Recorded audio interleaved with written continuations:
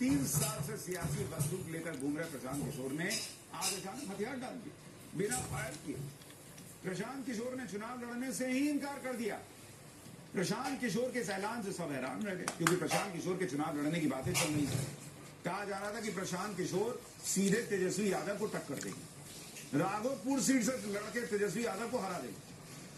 तेजस्वी यादव ने तो आज राघोपुर से नॉमिनेशन भर दी, लेकिन प्रशांत किशोर सामने आए और कहा कि चुनाव ही नहीं लड़ूंगा। प्रशांत किशोर अभी तक ऐसे प्रोजेक्ट हो रहे थे कि वो तेजस्वी यादव को हराकर ही दम दे, लेकिन उनकी जन सुराज पार्टी ने तो राघोपुर से चंचल सिंह को अपना कैंडिडेट घोषित कर दिया।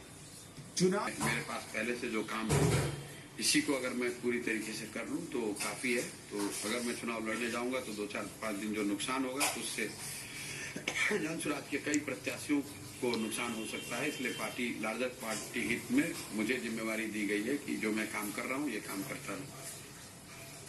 अभी लोकसभा चुनाव नहीं लड़ते हैं, वो अगर वाराणसी में जाके प्रचार करते हैं तो पार्टी हार जाती है क्या दूसरी जगह पे? अरविंद केजरीवाल नए नए पॉलिटिक्स में आए थे, वो नहीं लड़े थे क्या नई दिल्ली सीट से? शीला दीक्षित को नहीं हराए थे।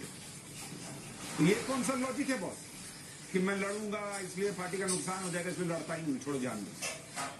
प्रशांत किशोर का बिहार में बहुत हल्ला, 3 साल से प्रशांत किशोर लगे हुए थे, लेकिन आप कह रहे हैं कि वो चुनाव लड़ेंगे तो अपनी पार्टी का प्रचार नहीं कर पाएंगे, कैंडिडेट्स का नुकसान हो जाएगा।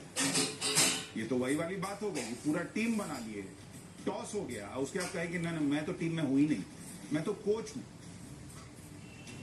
गर्म सीट आई तो हार मान लूं, बिहार से आरजेडी और एनडीए को उखाड़ फेंकूं। अब सोचिए जो प्रशांत किशोर 150 सीट लाने की बात कर रहे हैं, जिसका मतलब है कि बिहार में प्रशांत किशोर के नाम की आंधी चल रही होगी, उनके लिए एक विधानसभा जीतना तो चुटकियों का खेल होना चाहिए।